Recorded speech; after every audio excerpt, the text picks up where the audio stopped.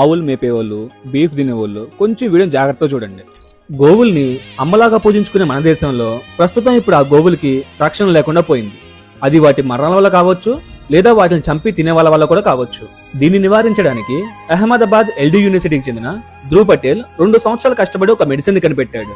ఇది ఒక వ్యాక్సిన్ రూపంలో ఉంటుంది. మన దగ్గర ఉన్న గోవులకు కానీ లేదా మన దగ్గర ఉన్న చిన్న ఆవుదూడలకు కానీ ఖచ్చితంగా ఈ వ్యాక్సిన్ చేయించుకోవాలి.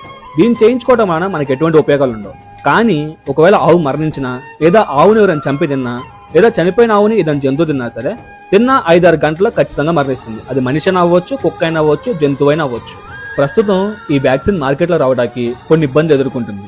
కానీ వచ్చిన రోజు మాత్రం గోశాల ఉన్న ప్రతి ఒక్కరికి ఉచితంగా ఇవ్వబడుతుంది. ఈ వార్త విని సంతోషపడుతున్న ప్రతి ఒక్కరు మీ బంధువులకు కానీ మీ స్నేహితులకు కానీ తప్పకుండా షేర్ చేయండి.